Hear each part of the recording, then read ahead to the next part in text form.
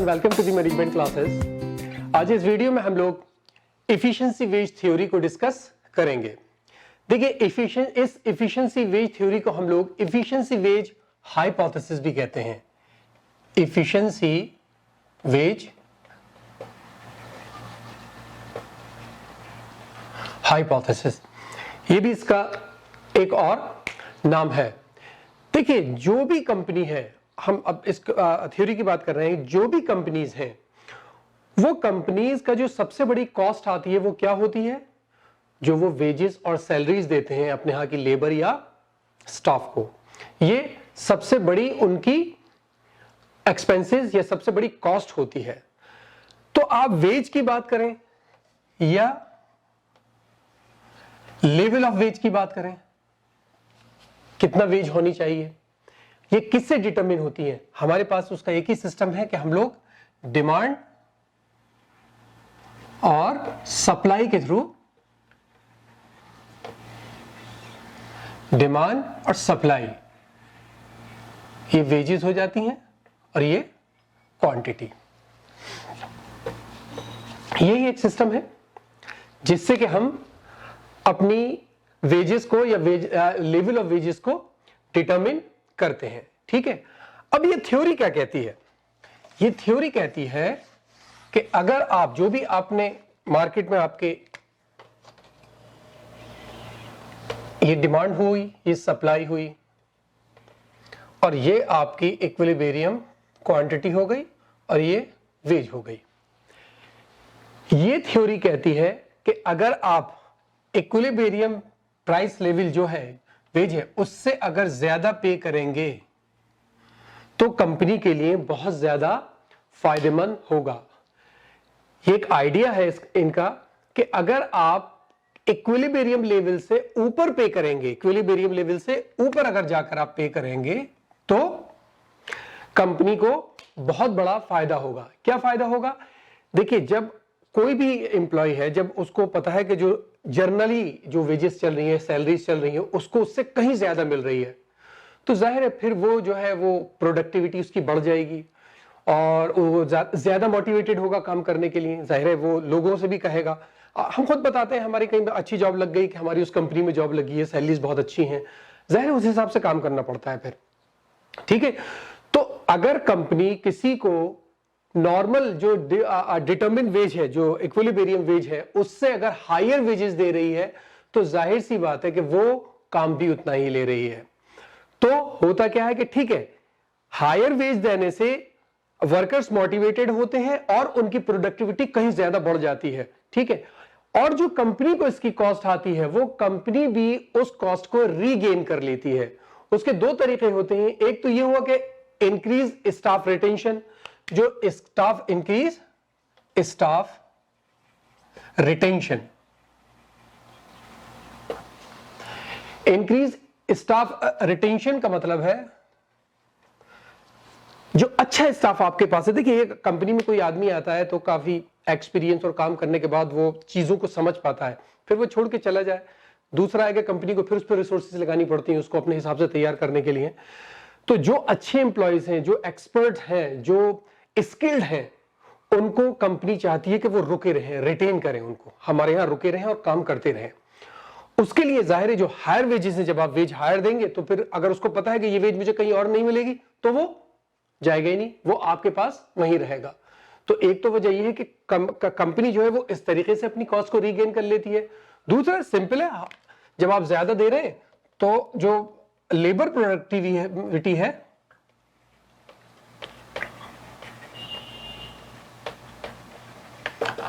वो बढ़ जाती है।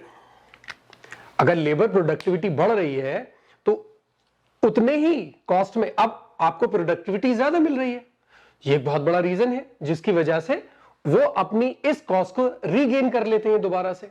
ठीक है, कंसेप्ट फिर रिपीट करूं, कंसेप्ट क्या हुआ कि जो हायर वेजेस है उनसे लेबर प्रोडक्टिविटी इंक्रीज करती है, लेबर प्रोडक्टिविटी इंक्रीज करती है, और वो जो भी हम उस पर कॉस्ट, कंपनी कॉस्ट लगाती है, वो अपने आप ही उसको फिर से रीगेन करवा देती। मैंने किसी को सैलरी, अपने एक वर्कर को सैलरी ज्यादा दी, वो खुद काम करके वो सैलरी मुझे वापस दिलवा देगा, क्योंकि वो प्रोडक्शन ज्यादा करेगा। इसका मतलब ये है कि यहां पर पॉजिटिव रिलेशनशिप है किसमें, workers productivity as well as pay. यानी अगर हम यहां पर वर्कर्स प्रोडक्टिविटी लें और यहां पर हम पेमेंट लें, बल्कि यहां पेमेंट लें वेजेस और यहां प्रोडक्टिविटी, वर्कर प्रोडक्टिविटी, तो ये डायरेक्टली प्रोपोर्शनल होंगे। जैसे जैसे आप पेमेंट बढ़ाते जाएंगे, सैलरीज बढ़ाते जाएंगे, वर्कर्स प्रोडक्टिविटी भी उसी हिसाब से बढ़ती चली जाएगी। ठीक है,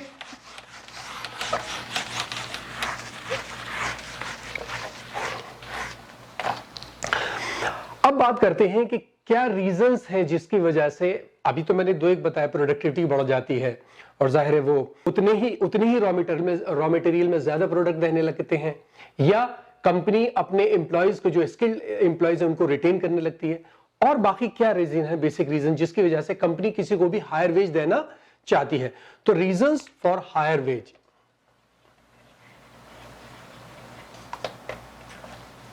रीजंस फॉर हायर वेज, क्या रीजंस है हायर वेज देने के लिए। ठीक है, तो हम पहले बात करें, सबसे अच्छी बात तो यह है कि कंपनी बहुत अच्छे टैलेंट को अपनी तरफ अट्रैक्ट कर पाती है। जो बहुत स्किल्ड लोग हैं वो समझते हैं कि हाँ इसमें हायर वेजेस है, हमें इसमें जॉब मिल जाएगा। तो वो लोग जो हाईली स्किल्ड हैं, जिनके पास बहुत एक्सपीरियंस है और बहुत ही टैलेंटेड लोग हैं, उनको इस कंपनी में जॉब मिल जाती है। वो मतलब बेसिकली कंपनी उनको अपनी तरफ अट्रैक्ट कर लेती है। तो अट्रैक्टिंग टॉप टैलेंट,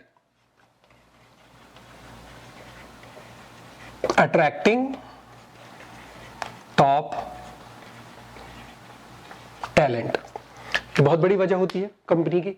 ठीक है, अगली बात अगर हम करें तो एक शिर्किंग मॉडल है, शायद आप लोगों ने सुना हो, मैं बताता हूं अभी। शिर्किंग मॉडल, बेसिकली तो ये मॉडल दो और इकोनॉमिस्ट थे, जिनका एक का नाम था कार्ल शिपेरो और दूसरे का नाम था जोसेफ स्टिग्लिट्ज। इन दोनों ने इसको डेवलप किया था, लेकिन यहां पर एक ये रीजन बन गया। ये मॉडल ये कहता है, आप सीधे सिंपल शब्दों में उसको कहिए, fear of losing job, fear of losing job, job छूटने का डर। इस मॉडल के जरिए जो ये क्या कहते हैं, कार्ल है और जोसेफ है, इन दोनों ने ये बात बताने की कोशिश की है कि अगर किसी कंपनी के अंदर हायर पे मिल रही है तो एक आदमी को जो वहां काम कर रहा है वो बहुत ही ईमानदारी से और बहुत ही अच्छा काम करता है, ताकि उसको ये खौफ रहता, उसको हमेशा ये खौफ रहता है कि मेरी जॉब ना चली जाए। तो अगर उसकी जॉब चली गई तो फिर प्रॉब्लम बहुत होगी, क्योंकि वो यहां हायर सैलरी ले रहा है। अब अगर वो दूसरी जगह जॉब सर्च करेगा तो उस पर उसकी कॉस्ट बहुत आएगी, क्योंकि वो उसी सैलरी में जॉब मिलनी बहुत आसान नहीं है, क्योंकि ये कंपनी उसको ज्यादा दे रही है उससे प्रोडक्टिविटी ज्यादा लेने के लिए। अगर वो प्रोडक्टिविटी ज्यादा नहीं देगा तो कंपनी निकाल देगी, निकालेगी तो उसको बहुत ज्यादा प्रॉब्लम हो जाएंगी और जाहिर है उसकी कॉस्ट आएगी। तो इसलिए कंपनी एक शिर्किंग मॉडल पर भी काम करती है कि वो एक एम्प्लॉयज के दिल में एक फियर बनाए रखती है कि छोड़ोगे तो प्रॉब्लम में आ जाओगे। ठीक है, अगला है कंपनी लॉयल्टी।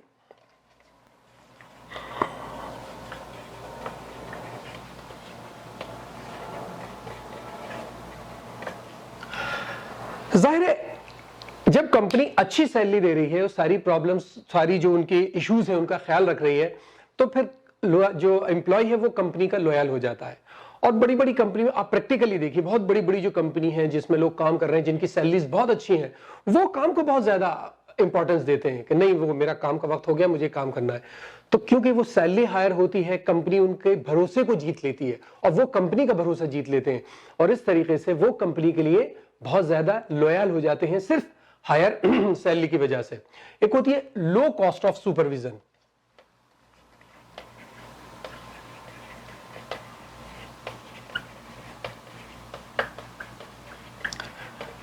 देखिए, जब हमारे एम्प्लॉय पहले से सेल्फ मोटिवेटेड है, लॉयल है, बहुत अच्छा काम कर रहे हैं, तो फिर हमें किसी सुपरवाइजर को खड़ा करके दिखाने की क्या जरूरत है? हमें जरूरत ही नहीं है। क्यों हम एक सुपरवाइजर को अपॉइंट करें, उसको हम उसके ऊपर हम खर्चा करेंगे, एक्सपेंसेस लें उसके ऊपर, कॉस्ट आएगी हमारी।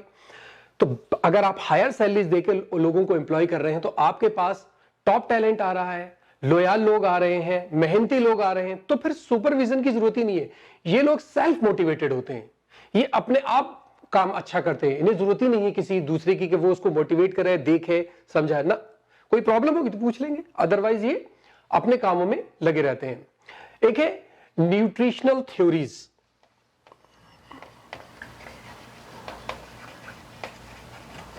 न्यूट्रिशनल, देखिए ये कंसेप्ट ये है कि सैलरीज हाई मिलने से और भी फायदे होते हैं। जैसे आप अगर डेवलपिंग कंट्री की बात करें, डेवलपिंग कंट्री के अंदर सैलरीज जो है वो या वेजेस जो है वो बहुत ज्यादा कम होती हैं। अगर आप वेज बढ़ाएंगे ऐसी कंट्रीज के अंदर, डेवलपिंग कंट्रीज में अगर आप वेजेस बढ़ा रहे हैं तो एब्सोल्यूट पॉवर्टी कम होगी, वहां एब्सोल्यूट पॉवर्टी कम होगी और बेटर हेल्थ होगी लोगों की, क्योंकि वो जब सैलरी ज्यादा होंगी तो हेल्थ पर ज्यादा ध्यान दे पाएंगे अपनी। और जाहिर है आप जब न्यूट्रिशनल फैक्टर्स को ध्यान में रखेंगे, इन सारी चीजों को प्रोवाइड करेंगे, तो उससे क्या होगा, जो आपको लेबर मिलेगी वो बेटर क्वालिटी की लेबर होगी। क्योंकि अगर उनको जिनको खाना ही नहीं मिल रहा सही से, तो वो बेचारे काम क्या करेंगे।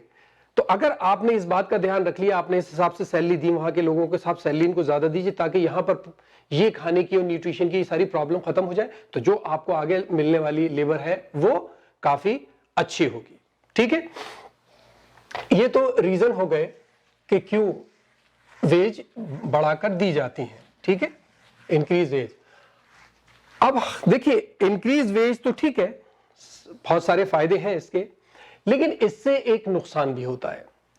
इफिशिएंसी वेज थ्योरी जब काम करती है तो इससे इनवॉलंटरी अनएम्प्लॉयमेंट हो जाता है। Efficiency wage theory and involuntary unemployment.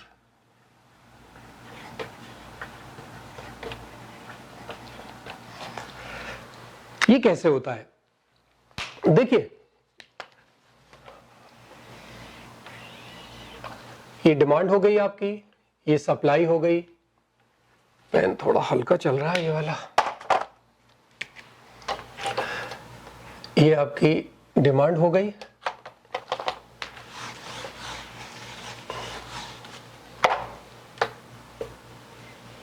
और ये सप्लाई हो गई।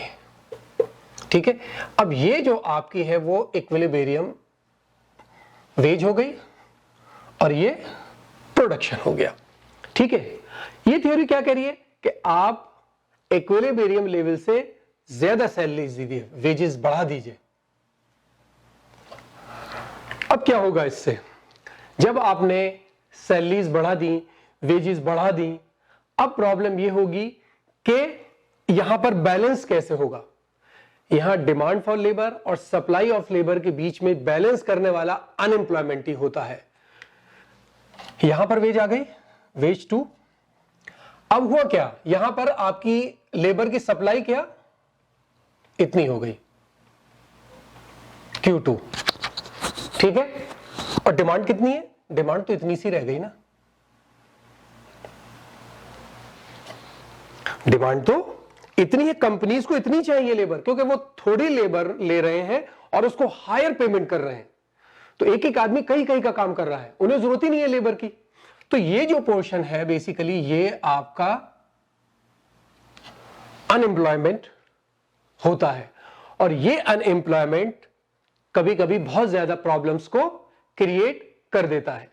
ठीक है, तो एक बड़ा ही एक इसमें रीजन ये है, प्रॉब्लम भी है, कि जब आप हायर वेजेस देंगे तो उससे अनएम्प्लॉयमेंट हो जाता है। इतने लेवल पर अनएम्प्लॉयमेंट है, क्योंकि यहां पर है, यहां पर ठीक है, अपने ये अपने इक्विलिब्रियम, आपने कहा कि वेज बढ़ाकर देंगे, ठीक है, आपने वेज बढ़ा दी, लेकिन जैसी वेज बढ़ी, वेज बढ़ने से क्या हुआ, उस वेज पर काफी लोग हैं जो कि काम करने को तैयार हैं, लेकिन क्योंकि कंपनी अब हायर वेज दे रही है तो वो उतनी डिमांड नहीं होगी लेबर की, वो लेबर की डिमांड को कम कर देगी।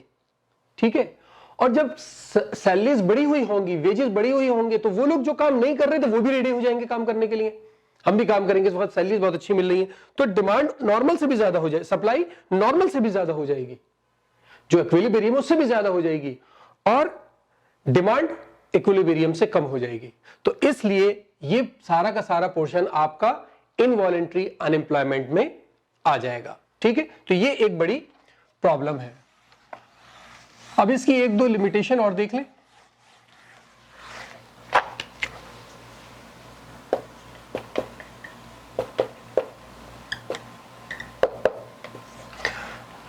लिमिटेशंस क्या क्या है इसकी? देखिए, पहली तो लिमिटेशन यही है कि हम ये मानकर चल रहे हैं कि हायर सैलरी जो है वो वर्कर की कंडीशन को, यानी वर्कर की विलिंगनेस को डिटरमिन कर रही है। पहली बात क्या है?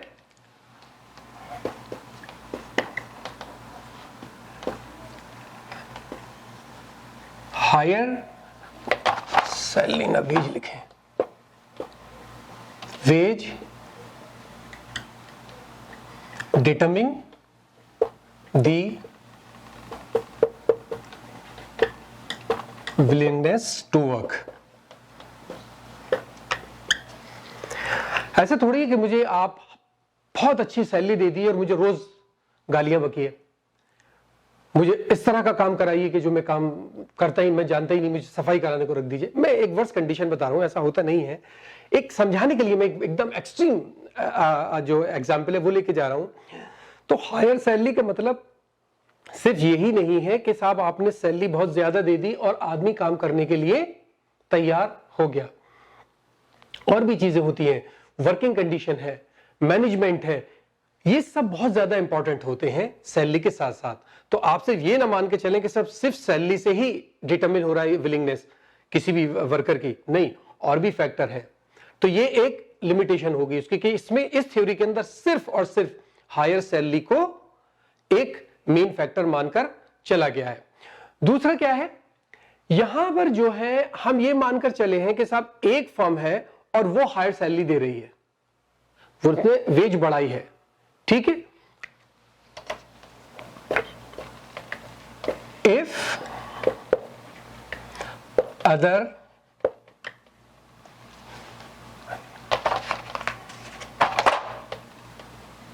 firms also follow the higher wages system।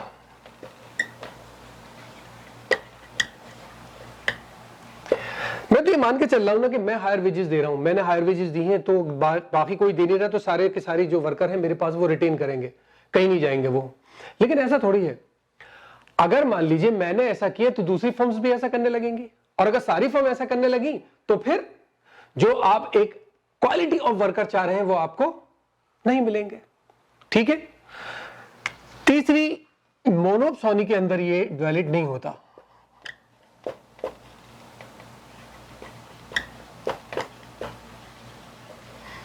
Monopoly कौन सी मार्केट होती है? जहां पर एक सेलर होता है, सॉरी एक बायर होता है। सेलर बहुत होते हैं लेकिन बायर एक होता है। जैसे गवर्नमेंट की कोई पर्टिकुलर कोई चीज है कि साहब ये गवर्नमेंट के लिए, अब जितने भी सेलर हैं वो सिर्फ गवर्नमेंट को पर्टिकुलर प्रोडक्ट बेच रही हैं। इस टाइप में जब इस तरह का सिस्टम होता है जहां पर मोनोपोली होती है, वहां पर कोई फर्क ही नहीं पड़ता उनको वेज ज्यादा बढ़ाएं या ना बढ़ाएं। अगर वेज बढ़ाएंगे भी तो उनको कॉस्ट नहीं पड़ती, क्योंकि जाना तो वही है सब एक जगह, और सबको पता है वेल नोन के वहां ये काम चल रहा है, ये काम चल रहा है, ठीक है। तो एक इसमें लिमिटेशन ये भी है कि ये मोनोपोली के अंदर वैलिड नहीं होती, ठीक है। तो छोटी सी थ्योरी है और मुझे उम्मीद है समझ में आ गई होगी। कोई प्रॉब्लम तो कमेंट बॉक्स में बताइए, इस वीडियो में बताइए। Thank you so much.